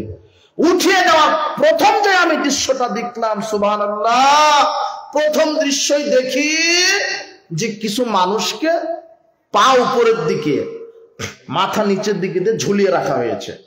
ঝুলিয়ে রাখা, কুরবানির সময় যেমন খাসিকে দেখেন না জবহ করে কি করে দেন? কেন ঝুলিয়ে দেন? চামড়া খসাবেন।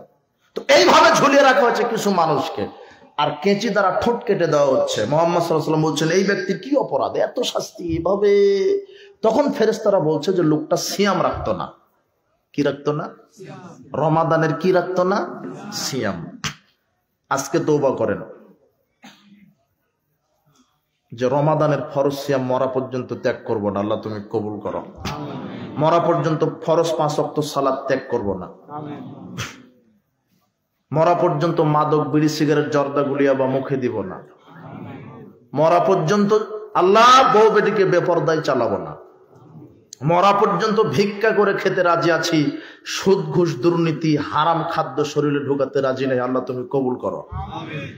এখন যেটা কথা, যে আগুনের কেচি দ্বারা কেটে দেওয়া হচ্ছে, এই লোকটা কে? অপরাধ কি? সিয়াম রাখতো না। এই দৃশ্য দেখার পরে একটু সামনে গিয়ে দেখি আর একটা শাস্তি। কি? কিছু মহিলার স্তন সাপে সবল দিচ্ছে, কিছু মহিলার স্তনে সাপে সবল দিচ্ছে। আমি বললাম এই মহিলার অপরাধ কি? তখন ফেরেশতাদ্বয় বললেন, এই মহিলাটা তার বাচ্চাকে দুধ পান করাতো না। কি পান করাতো না?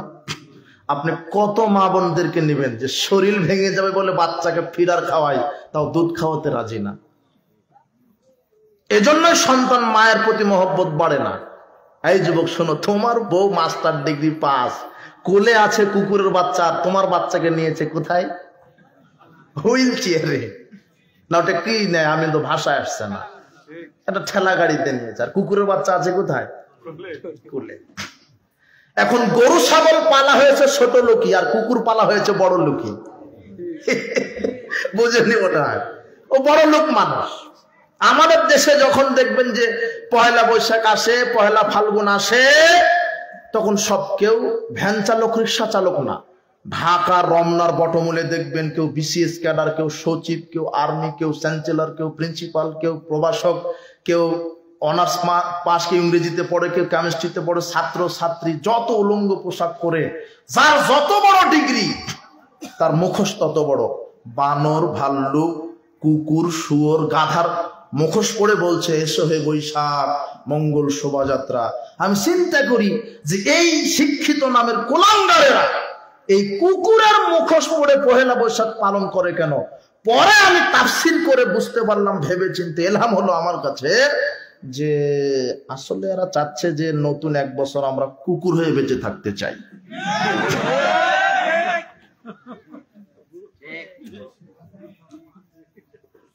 এটাই আমি পেলাম। কেননা ওই বিশ্ববিদ্যালয়ে পড়ানো হয় দারোয়ানের থিওরি, মানুষ হলো বান্দরের জাত। তো ওরা চাচ্ছে যে বান্দরের মুখোশ পড়েই পহেলা বৈশাখ কি করি, ওপেন করি।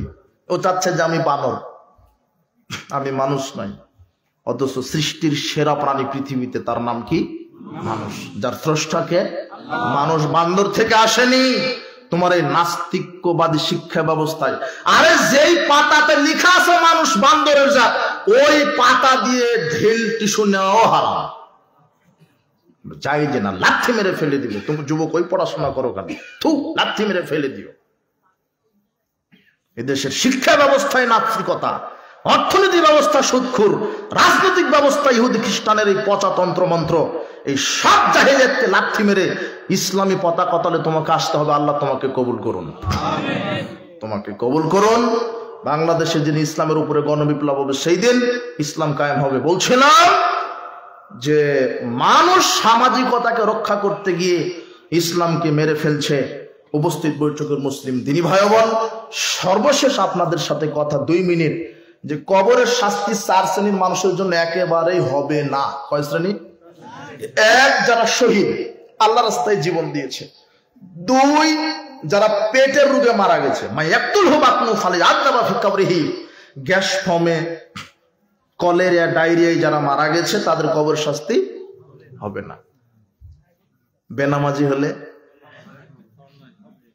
হ্যাঁ হ্যাঁ সুন্দর, বারাকাল্লাহ ফিক, মুসলিম হতে হবে। পাপ যদি থাকে, কিন্তু কি হতে হবে? মুসলিম। পেটের রোগে যদি কেউ মারা যায়, আল্লাহ বলছেন তার কবরের শাস্তি মাফ। 2, 3, 1 নম্বর কি বললাম? শহীদ। 2, পেটের রোগে মারা গেল। 3, মামিন মুসলিমিন ইয়ামুতু ইয়াউমাল জুমআ ওয়া লাইলাতুল জুমআ, যে কোনো মুসলিম নরনারী যদি জুমার দিনে অথবা রাতে মারা যায়, ইল্লা ওয়াকাউলাহু ফিতনাতুল কবর, আল্লাহ তাকে কবরের শাস্তি থেকে বাঁচিয়ে দিবেন। তো ওটা আপনাদের জোর করে চাইলে মৃত্যুবরণ করতে পারবেন না। কথা বুঝেননি মনে হয়। 4, হিয়াল মানিয়াতু হিয়াল মুনজিয়াতু তুনজিহি মিন আযাবিল কবরে, যে ব্যক্তি প্রতিনিয়ত সূরা মুলক তেলাওয়াত করবে, সূরা মুলক কবরের শাস্তি থেকে তাকে বাধা দিবে। ঘুমানোর সময়, সকালে, যখনই হোক সময় পেলেন, গাড়িতে মোবাইলটা অন করে, এই যুবক বোকা, সময় তুমি কোথায় ব্যয় করো? মোবাইলে 24টা ঘন্টায় দিন হয়, তুমি 18 ঘন্টা সময় মোবাইলকে দিচ্ছ। তুমি যার তোমার স্রষ্টা যিনি, সে আল্লাহকে তুমি কি সময় দিচ্ছ? কি জবাব দিবে? যুবক যুবতী, ছেলে মেয়ে, শিক্ষক শিক্ষার্থী সব এখন এই ল্যাংটাপনায় আসক্ত হয়ে গেছে। এরা মোবাইল মোবাইল, এ তোমাকে ধ্বংস করতে এসেছে, তোমার ঈমানকে নষ্ট করতে এসেছে। মোবাইল টিপো, মোবাইলে কোরআন পড়বে। কি পড়বে? হাদিস পড়বে। গাড়িতে বসে আছো, মোড়ে বসে আছো, বাড়িতে বসে আছো, যদিও মোবাইল হাতে নাও, যদিও মোবাইল ভালো নয়, পড়াশোনা মোবাইলে নয়, বই বই। কোথায় পড়বে তুমি? বই। যদিও তুমি গাড়িতে আছো, ল্যাপটপ আছে, তুমি একটা ইতিহাস পড়ো, যে দেখি তো বদর যুদ্ধের ইতিহাসটা কি হয়েছিল, দেখি তো ইউসুফ জুলেখার কাহিনী থেকে কিছু শেখা যায় কিনা। তুমি যা সার্চ দিবে তাই নেটে চলে আসবে। কথা বুঝুনি মনে হয়? তুমি একটা অবাক জগতে বাস করছো। দেখি তো ওমর রাদিয়াল্লাহু আনহু শাসন আমল কেমন ছিল, তখন দেখবে যে ওমর শাসন করেছে। ওমর রাদিয়াল্লাহু আনহু বলছেন, ফোরাত নদীর তীরে যদি একটা ছাগল না খেয়ে মারা যায়, আল্লাহ আমাকে ধরবেন। আর তোমার মেম্বার বিধবার কাট করে দিতে 2000 টাকা ঘুষ নেয়। তোমার মেম্বারের কি হবে? তোমার মেম্বারের কি হবে? তোমার মাদ্রাসার প্রিন্সিপালের কি হবে?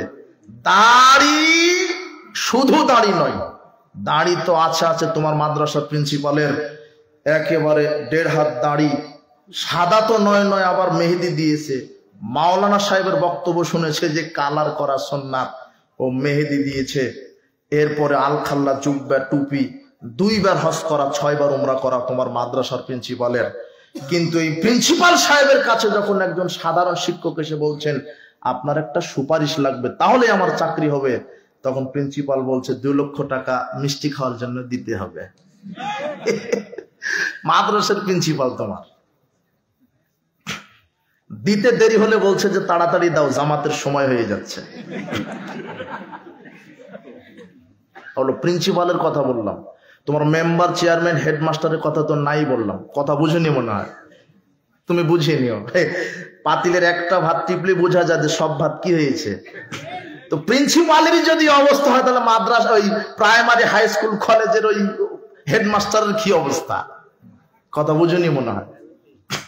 তুমি সাবধান হও, তুমি সাবধান হও, তুমি সাবধান হও। 1 টাকা দুর্নীতি করলে জাহান্নামে যেতে হবে। 1 টাকা। তোমার নেতা যদি বুঝতো যে 1 টাকা দুর্নীতি করলে জাহান্নাম, তাহলে তোমার নেতা জনগণের টাকা চুরি করতো না। তোমার নেতা বলতো, আমি পটল বিক্রি করে খাবো, তাও মানুষের চাউল আমি টনকে টন মেরে আমি জীবন করতে রাজি নই। সাবধান। বলছিলাম যে কোন কথা থেকে এই কথা বললাম মনে আছে? সূরা মুলক। হ্যাঁ, গাড়িতে পড়ো, যেখানেই থাকো, মোবাইলে কি পড়বে? কিতাব। ওমর রাদিয়াল্লাহু আনহুর শাসন আমল বোঝাতে গিয়ে এই বক্তব্য এনেছি। আপনি তো বলতে পারলেন না। ওমর রাদিয়াল্লাহু আনহু বলছেন ফোরাত নদীতে একটা ছাগল না খেয়ে মারা গেলে কে ধরবেন? ওমর রাদিয়াল্লাহু আনহু গনিমতের মাল বন্টন করছেন। গনিমতের মাল একটা করে চাদর সবাইকে দিচ্ছেন। তো পরের দিনে কিছুদিন পরে তিনি জুমার খুতবায় উঠেছেন, তার পরনে 2টা চাদরের ছাতের জুব্বা। মুসল্লিরা বলছে যে আমাদের একটা চাদর দিলেন, আপনি 2টা নিয়েছেন, মানে বক্তব্য পরে আগে জবাব দিতে হবে। তখন উমারের ছেলে আব্দুল্লাহ বলছেন, শোনেন, আমার আব্বু লম্বা মানুষ, একটা চাদরের সাথে পাঞ্জাবি হয় না, জুব্বা হয় না, তাই আমি আমার ভাগে যেটা পেয়েছিলাম সেটা আমার বাপকে দিয়ে দিয়েছি। এর নাম ওমর। কথা বুঝেননি মনে হয়। আর তোমার একটা কি, তোমার ওই যে পুলিশ কর্মকর্তার ছুকে যে পাওয়া গেল শত শত ট্রাউজার প্যান্ট, কথা বুঝেননি মনে হয়, সব চুরি করা, সব চুরি করা।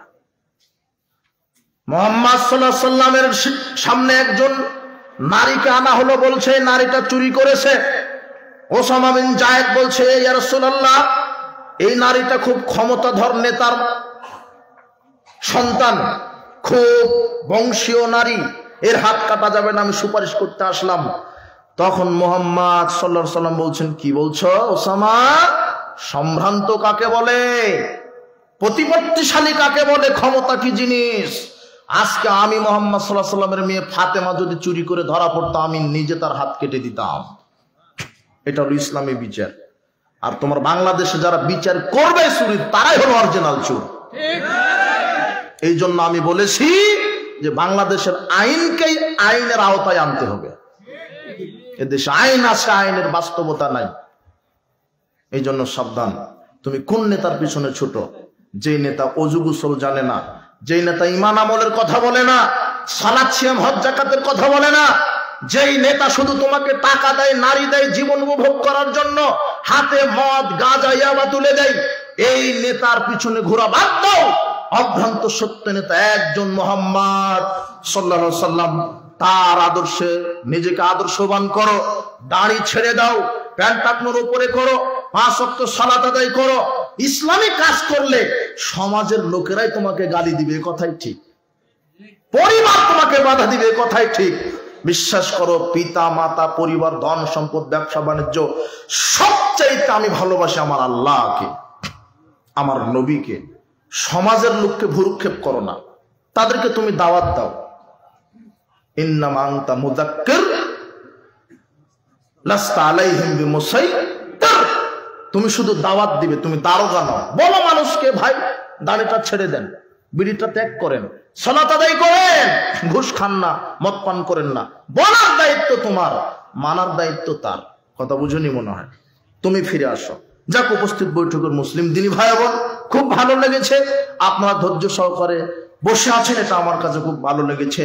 তবে আজকের মূল বিষয় কি ছিল মনে আছে তো? কবর। কবরের জীবন, মানুষের ভালো মানুষের কি হবে, খারাপ মানুষের কি হবে, কি ধরনের শাস্তি হবে, কি কারণে হবে, আর কবর থেকে বাঁচার পথ কি, আমলের চলে। বেশি বেশি মসজিদে যাবেন, 5 ওয়াক্ত সালাতে মসজিদে। একটা হাদিস আসছে তাবারানী আওসাতে, যে প্রত্যেকটা মানুষের কবরে শাস্তির ফেরেশতা যাবে, কিন্তু যে ব্যক্তি সালাত আদায় করতো 5 ওয়াক্ত সালাত, তার ডান দিক থেকে এসে বলবেন, এই শাস্তির ফেরেশতাকে বলবেন 5 ওয়াক্ত সালাত কথা বলবেন। কথা বুঝেন নেব না? এই লোকটা সালাত আদায় করেছে, তুমি কাকে শাস্তি দিতে আসো? বাম দিক থেকে ঢোকার চেষ্টা করবে। তখন সিয়াম বলবে, এই লোকটা সিয়াম রেখেছে, তুমি কাকে শাস্তি দিতে এসেছো? পায়ের দিক থেকে তখন ফেরেশতা ঢোকার চেষ্টা করবে। তখন মসজিদ চলে যাবে তোমার কবরে, গিয়ে বলবে, এই লোকটা 5 ওয়াক্ত সালাত আমি মসজিদ ঘরে এসে পড়েছে। সুবহানাল্লাহ।